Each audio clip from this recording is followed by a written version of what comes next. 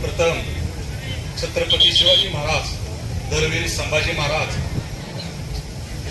राजे शाहूजी महाराज, महामानव डॉक्टर बाबासाहेब आंबेडकर, महात्मा ज्योतिराव फुले, राजमाता जिजाऊ, अहिल्याबाई होळकर या सर्व महामानवांना प्रथम मी वंदन करतो आणि त्यांच्या पायावर नतमस्तक होतो.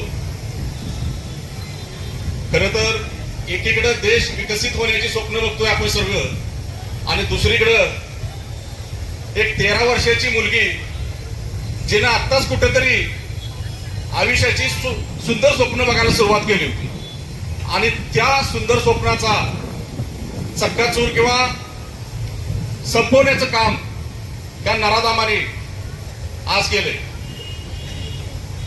एक 15 दिवसापूर्वी राजस्थानमध्ये श्री गंगाधर या क्षेत्रात एक 13 वर्षाची युवती आपल्या मैत्रिणीच्या घरी खेळायला गेली होती आणि अभ्यास करून झाल्यानंतर घरी जाण्यासाठी बाहेर पडली आणि एका रिक्षात बसली आणि तो रिक्षावाला सुद्धा पुरुष आणि त्या पुरुषावर विश्वास ठेवून तिने आपल्या घरचा ऍड्रेस सांगितला आणि मला या ठिकाणी सोडा म्हणून सांगितलं. पण त्या क्रूरतेचा आणि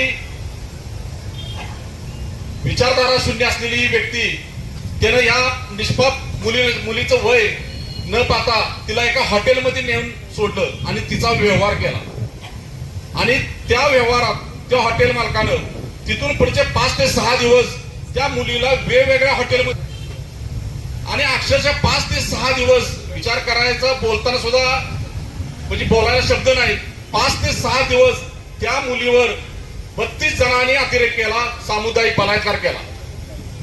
खर तर हे एक प्रकार उघडीस आलं. अशा कितीतरी युवती अजून अशा जाळ्यात असतील आणि त्यांना अन्याय सहन करत असतील आणि ज्यावेळी ती मुलगी 5 ते 6 दिवस त्या हॉटेलमध्ये होती त्यावेळी तिने ओरडू नये, तिने दंगा करू नये, कुणाला समजू नये म्हणून तिला दारू सुद्धा पाजण्यात आली आणि तिला ड्रग्ज देण्यात आली त्या नशेत राहण्यासाठी.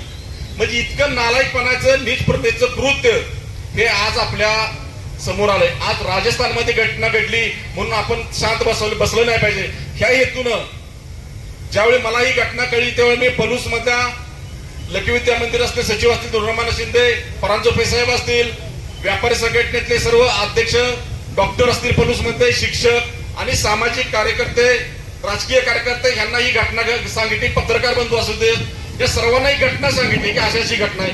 प्रत्येकांना सुद्धा बोलताना तेच की एक मनाचा त्रास होणारी अशी गोष्ट आणि ह्या गोष्टीला आपण सगळ्यांनी एकत्र यायला पाहिजे आणि त्या अनुषंगाने आपण आज या ठिकाणी एकत्र आलोय. आपलं पलूस शहर सुद्धा आज ग्रामीण भागातून शहरीकरणात आपण पदार्पण करत आलोय आणि ह्या ठिकाण आपण तालुक्याचं ठिकाण असल्यामुळे आपल्याकडे परप्रांतीय लोंढे असतील, विविध गावची माणसं इथे येत असतील.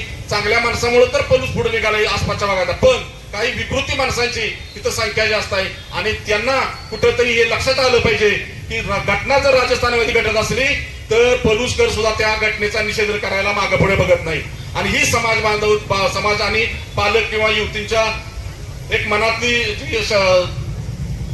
भीती आहे ती दूर करण्यासाठी आपण हा मोर्चा आयोजित केलाय. अगदी शांतपणे मोर्चा काढायचं ठरलं. मूक मोर्चा कुठलाही बंद नाही. जेवढ्या तीव्र शब्दात निषेध करायचा तो कमीच आहे. आज सर्वजण आपल्या निषेधात म्हणतील की फाशी झाली पाहिजे नराधामांना. तर माझं मत आहे फाशी देऊ नका. ह्या 32 जणांना नराधामांना प्रत्येक दिवशी एक अंगाचा पार्ट काढा.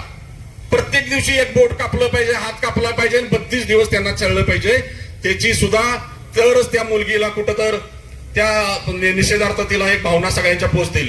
मी एवढंच सांगतो की बरेच भक्ती बोलणार आहेत की येणाऱ्या कुठल्याही काळात पलूस असू दे, ह्या भागात असू दे, आपण राजकारण समाजकारण सर्व बाजूला ठेवून आपण एकत्रित आलं पाहिजे. हे गाव हे परिसर वाईट कृतींना एकत्र येतो ही भावना जर आसपास जर आपल्या जर झाली तर असं कुठल्याही गोष्टीचं किंवा अन्य प्रकारे कुठल्या गोष्टी आपल्या भागात आणि घडणार नाहीत. त्यामुळे आपण सर्वांनी या गोष्टीचा निषेध करूया. मी सर्व पलूसच्या वतीनं आणि जगदंब ग्रुप पलूसच्या वतीनं या संघटनेचा तीव्र शब्दात निषेध करतो आणि थांबतो. जय हिंद, जय महाराष्ट्र. 15 दिवसापूर्वी